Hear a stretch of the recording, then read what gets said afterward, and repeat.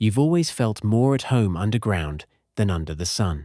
Even as a child, while others ran through open fields, you'd wander toward the shadows, slipping into creeks, peering into hollows, pressing your hands against cool stone. Down there, the air was different, still, ancient. It wrapped around you like a secret. And in those moments, you felt something no one else around you seemed to understand. The earth wasn't just dirt and rock. It was alive. It was calling. By the time you're grown, that call has become your purpose.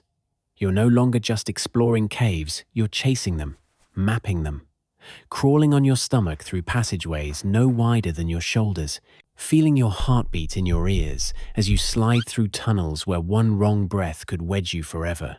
Others call it madness, but for you, it's devotion, because beneath the surface, beneath the noise of the world, you find peace. They call you Floyd Collins, one of the finest cave explorers Kentucky has ever seen. And in the winter of 1925, you're chasing one last dream, a cavern that could change everything. Tourism is booming. Families flock from across the country to see the wonders beneath Mammoth Cave, and anyone who discovers the next great attraction will strike it rich. That's why, on a cold January afternoon, you find yourself standing before a dark crack in the hillside, a place locals call Sand Cave. Most stay far away. They say the cave shifts, that it breathes, that the rock inside isn't to be trusted. But you don't listen, because this, the unknown, the untouched, is what you live for. You strap on your lamp, check your rope, and tell your father you'll be back for supper. Then you lower yourself into the earth. It swallows you slowly at first. Each step, the light above shrinks, replaced by damp air and echoing silence. The walls tighten around you, hugging your ribs as you crawl. Your lantern casts trembling shadows across jagged limestone. Mud clings to your boots. You press on, deeper and deeper, until the outside world is nothing but a memory. Then you find it, a chamber, vast, silent, untouched by human eyes. It's everything you hoped for. You imagine lights strung across these walls, pathways carved for visitors. You imagine your name carved into history. But as you shift your weight to climb closer, the cave shifts with you. A sudden groan reverberates through the passage. Then crack. A slab of limestone, heavy as a coffin, crashes down from above. You don't even have time to scream before it pins your leg against the floor. Pain shoots through your body. You try to pull free, but the rock doesn't budge. You twist, push, claw. Nothing. You're trapped 125 feet below the surface, with no one around to hear you. At first, you tell yourself it's fine. Cavers get stuck all the time. You just need to stay calm, conserve your strength, wait for help. But then, minutes stretch into hours. Your lantern sputters, casting frantic, dying shadows. Your breaths grow shallow, careful. Because here, deep underground, every ounce of oxygen matters. And then darkness, total and complete. It's the kind of darkness that eats sound, that makes you question if your eyes are even open. The kind that plays tricks on your mind, whispering lies into the silence. Above ground, they notice you're missing. They find your rope. They follow it down. They call your name, and the cave swallows their voices before they reach you. But eventually, faint and distant, you hear something. Footsteps, shouts, hope. Dozens come. Friends, rescuers, strangers. They crawl into the bowels of Sand Cave with lanterns and tools.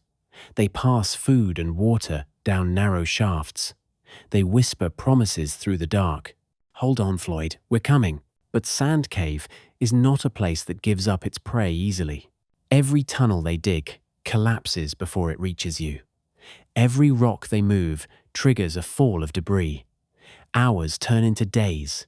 The cave groans and shifts, sealing off their progress again and again. And while they fight to reach you, you're fighting too, against thirst, against hunger, against the growing weight of hopelessness pressing on your chest. By the fifth day, the cold has crept deep into your bones. Your lips are cracked and bleeding. You sip water from a tin cup, ration crumbs of food, and try not to think about the clock that's ticking inside your body. Sometimes you hear voices calling your name, and you answer only to realize the sound came from your own head. Sometimes you see light flickering ahead, and then it's gone. Above you, the world is watching. Newspapers print headlines. Crowds gather. Reporters describe every detail of your struggle. Some sell hot coffee. Others sell tickets to watch. They cheer when rescuers make progress. They fall silent when they fail. You don't know any of this, but you feel their weight pressing down from above the attention, the hope, the desperate belief that you'll make it out alive. Day 6, day 7. Your rescuers finally reach you close enough to touch your hand. It's cold, but you squeeze back. You can't speak much anymore. Your voice is weak, your throat raw, but you listen to them promise again. We're almost there. You want to believe them, but the cave is still shifting. On day 8, another collapse blocks the tunnel. On day 9, the air grows colder still. By day 10, you're slipping in and out of consciousness. Your world has shrunk to a tiny chamber of darkness and stone. Your thoughts dissolving into fever dreams. You think you see your father. You think you hear church bells. Maybe it's real, maybe it's not. On day 11, the rescuers dig again. On day 12, they pray. On day 13, they stop shouting your name because they're afraid of the answer. On the 14th day, they reach you once more. Your body is still there pinned, silent, unmoving. You're gone. The cave is quiet now. Above ground, the carnival ends. The crowds leave. The reporters pack up, and Sand Cave patient, merciless Sand Cave, keeps its hold on you. They try to bring you home, but every attempt ends the same way. Another collapse. The earth refuses to let go, so they leave you there, beneath the soil you loved so much, sealed forever in darkness. Your name becomes legend.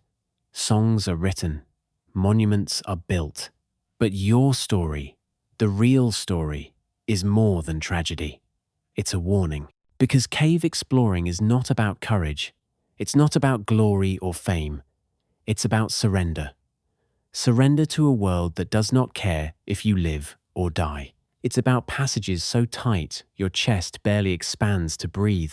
About sudden floods that crush you before you can react. About ceilings that fall without sound, without mercy, without reason. And in the end, it's about this. The earth is older than you, stronger than you. And when it decides to claim you, it doesn't roar. It whispers, it squeezes, it waits. You are Floyd Collins, explorer, dreamer, pioneer. And this is where your story ends. Deep in the dark, swallowed by the thing you loved most. The world above moves on. But down here, where no light reaches and no sound escapes, the earth remembers you. Because the earth is patient, and the earth always wins.